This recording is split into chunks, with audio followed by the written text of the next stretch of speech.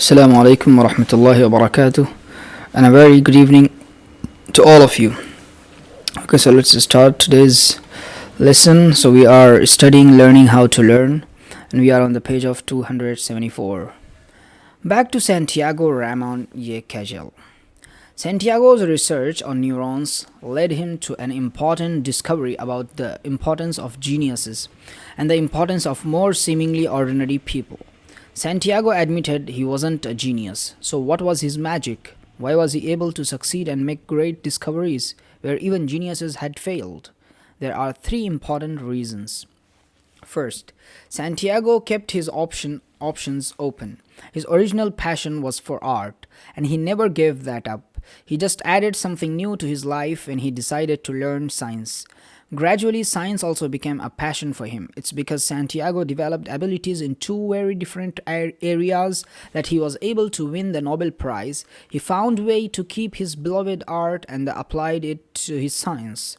So, as you grow up, be like Santiago. Don't narrow your options too much. The world is getting more complicated now. We need people with broader interests and skills.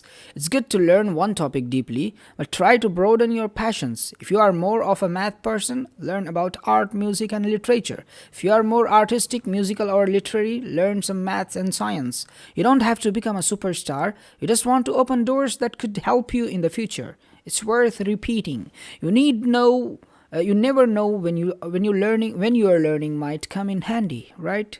So here is that. So make your half a mathematician or make your half an artist. So the world needs people who combine talents from different areas. Second, Santiago was a persistence. He stuck with what he was trying to do. What Santiago decided to begin learning math, when Santiago decided to begin learning maths, he went back to the basics and slowly worked his way upward. It was hard for him, but he just kept at it. When he decided he wanted to figure something out, he kept at it persistently. Persistence is one of the most important parts of learning, but remember that persistence doesn't mean working endlessly on something. It means that you keep returning to your work after diffuse mood breaks. Third, Santiago was flexible. Super smart learners can get too used to begin right. It feels nice to be right, but that feeling can also be addictive. Santiago saw that some super smart learners jump to conclusions quickly. They have got race-car brain after all, but if their conclusions are wrong, it can be hard for them to admit it. They can even deliberately avoid discovering whether they are wrong. All this feels nicer than admitting they might be mistaken. They can fall into a rut think of rightness. So Santiago wasn't a genius, so he got a lot of practice correcting his mistakes. Later, when he became a scientist, he actively looked for ways to determine whether he was right or wrong. So when he was wrong, he changed his mind. This was an important part of what allowed him to make the groundbreaking discoveries that won him the Nobel Prize. And we don't all need or want to win the Nobel Prize, but we can discover something valuable from Santiago's example. One of the most important part of learning is to be able to admit mistakes and flexibly change your mind. If you can learn to do this, you have the potential to contribute more than even some of the most brilliant of geniuses. If, like most of us, you are not a genius, it's okay. You still have much you still have much to give to the world. No matter how smart you might be at the moment, you can use the strategies in this book to open new doors for yourself and for others. Sometimes the learning journey can seem like a lonely one, but you are never alone. Using your mind's eye, you can see Terry, All, and me striding on your mental mouse paths beside you, cheering you on as you learn. Our book showcases the work of amazing research giants whose findings are doing so much to help you live a happier and more meaningful life, filled with the joys of discovery. Terry, All, and I wish you the very best of luck on your learning journey, and remember, Lady Luck favors the one who tries. So here's that. Solution to end of chapter problems. So these are the problems, the solution of the chapter's problems. Here it starts.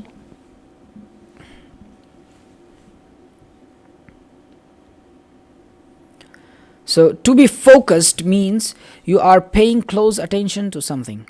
The diffuse mood is when your mind is wandering freely, not focusing on anything in particular. Your favorite diffuse mood activities are up to you. A pinball machine helps you understand how your brain works. You can have two different types of tables. First, you can have a machine with the rubber bumpers spaced close together. This close together layout mimics your tightly focused thinking when you are in focused mode. But you can have a different table with the bumpers spaced farther apart. This is like the diffuse mood, where your thoughts can range more widely. If you don't keep your focus by using the flippers, the thought ball can fall through a hole in the focus table onto the diffuse table. Here are some other metaphors for focused and diffuse moods. In a soccer match, looking like an umpire at the match is focused mood. Looking like a commentator at the match is diffuse mood. On Google Map. Okay, just a second. Let me have some water, because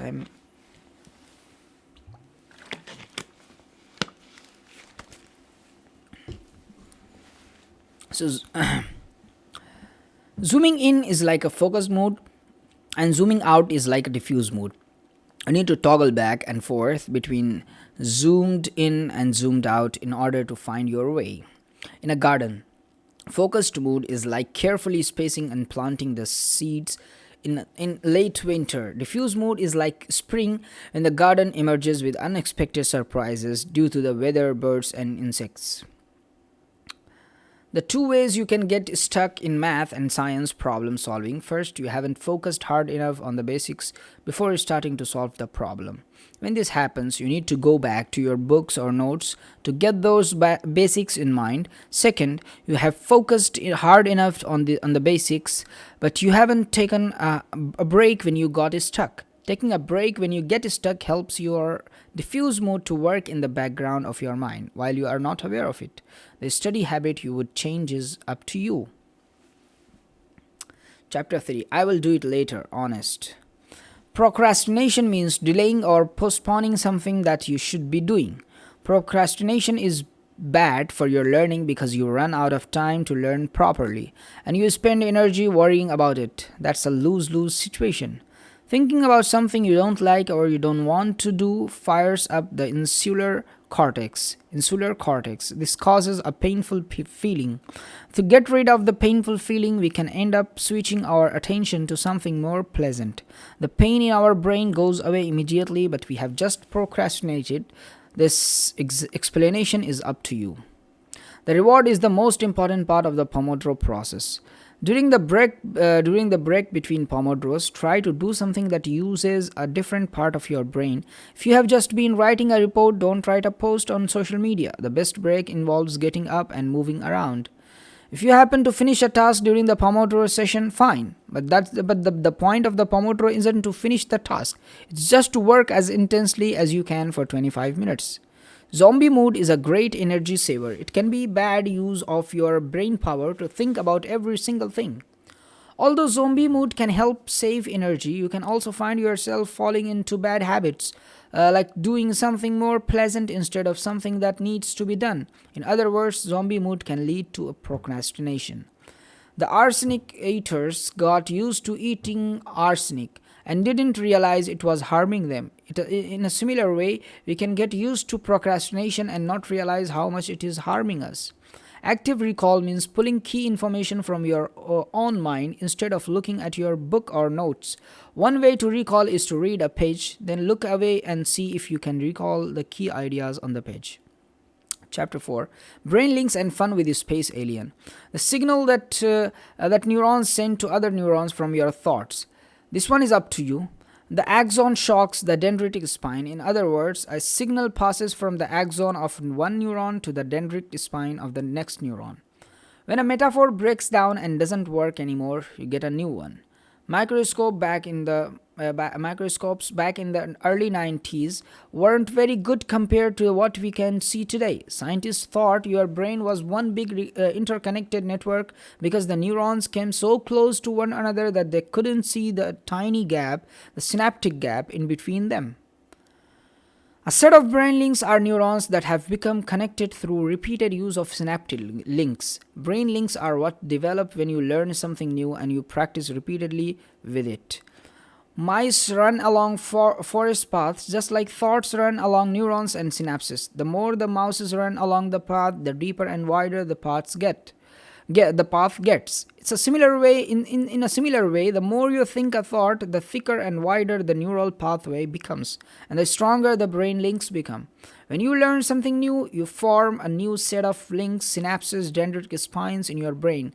Any of these answers works. Chapter 6: Learning while you sleep. Sleep is important when it comes to learning because that's when new dendritic spines and their synapses link really pop and grow larger. Sleep is also when the mind rehearses the information you have been learning. The electric signals that arises while rehearsing during sleep are part of why the dendritic spine and their synapses links grow so rapidly. Dendritic spines are like lie detectors because new spines and their synapses grow only if you are really focusing on the new information you want to learn. They can tell when you are not actually focusing. When you practice a new idea, the synapse involved becomes stronger. When you space out your learning over a number of days, you have more time to grow dendritic spine and their synaptic connections. Your neuron architecture becomes stronger. Give it a try. This one is up to you. Chapter 7. School bags, lockers, and your attentional octopus. Your working memory is like a school bag because it's close at hand, but can hold only a limited amount of information. Your attentional octopus, your working memory, lives in your prefrontal cortex. People's working memory can usually hold about 4 items of information. However, some people can hold more than 4 items and some less. Your long-term memory is like a locker because it can hold more stuffs. In fact, it can hold so much stuff that it can sometimes be hard to find a particular item. Your long-term memory is scattered around in different areas of your brain. Chapter 8. Slick tricks to build your memory. It's definitely possible to develop a better long-term memory. We don't know how to improve short-term memory at present anyway. To improve your long-term memory, you can use Nelson Dellis's 5 memory tips: focus, practice, picture, store, and recall. Focus, practice, picture, store, and recall. You can also use the memory palace technique: songs, metaphors, note-taking, teaching others, or putting yourself in the shoes of something you are trying to remember or understand. The memory palace technique means imagining a place you know well, like your home. Right, your route to school, or a map of your town, state, or country. Then you make memorable images involving the facts you are trying to remember. Next, deposit them at familiar places in your memory palace. Finally, practice recalling the images and what they represent. We store information in 2 ways in long-term memory. Facts are hard to store, pictures are easy to store. To make an image stick even better in memory, make the image something wacky and memorable, and add some movements. King Kong doing the hula on the top of a pot might help you remember that the letter K is the abbreviation for the element called potassium. Right? Chapter 9. Why brain links are important. Brain links are important because they allow you to process information more quickly. Your attentional octopus doesn't need to do all the work. Your attentional octopus is a metaphor for your attentional and working memory systems. It has only 4 arms, so it can hold only a limited amount of information. It can reach into long-term memory and brings information from there directly to working memory. Getting dressed is a good example of brain-linked procedure. When you first were learning how to dress on your own, it sometimes took 5 minutes or more. Oops, the shirt's inside out and backwards. Now that you have linked how to dress, it often takes only a minute. You may know an algebra problem inside and out, so you can actively recall every step. You can probably think of many more examples of skills, techniques, and concepts you have linked in sports, handicrafts, math, science, dance, language, and many other areas. Even just the simple ability to recognize the letter A is set of links. Recognizing the word cat is a bigger set of links. The television or other background noises can distract your attentional octopus. This takes up one or more of its arms, making it more difficult for you to make full use of your working memory. You should avoid task switching between task switching because it causes a lot of extra unnecessary work for your attentional octopus. For example, your octopus might be working with one set of brain links, then it has to switch to another set of brain links, then back to the first set. This kind of thing is tiring. You can set your phone where you cannot see it when you are working on homework. If you are constantly glancing at your phone, you are dropping your brain links and you will have to pick them up again. Another thing you can do is make friends with your phone by using an app on it to help you do a Pomodoro. No, just understanding a concept is not enough to create a set of brain links. You must practice the new concept to create the set of links. Understanding and practicing go together. The more you practice, the more you understand what you are learning. You become an expert in anything by developing a library of brain links. If I were being rescued from a fire, I would choose a firefighter who had physically practiced rescuing people from a burning building.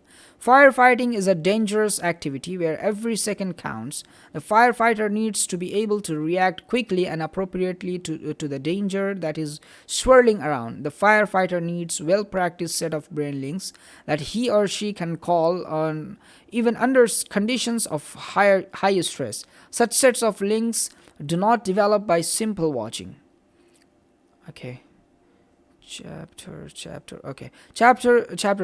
11, how to pump up your brain. The hippocampus is especially important in helping you remember facts and events.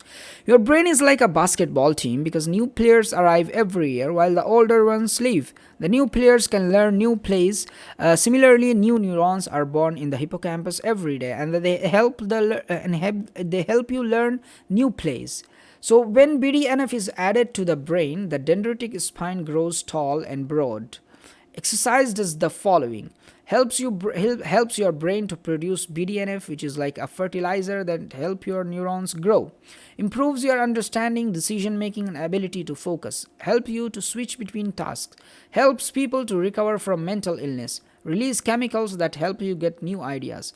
Vegetables from the onion and cabbage families, fruits of all colors, dark chocolate and nuts are great choices for a healthy diet. Okay, I think that's enough for today, inshallah. Jazakallah khair. Wassalamu alaikum rahmatullahi wa barakatuh. And now we will meet you next week, inshallah. Thank you. Jazakallah khair. Wassalamu alaikum rahmatullahi wa barakatuh.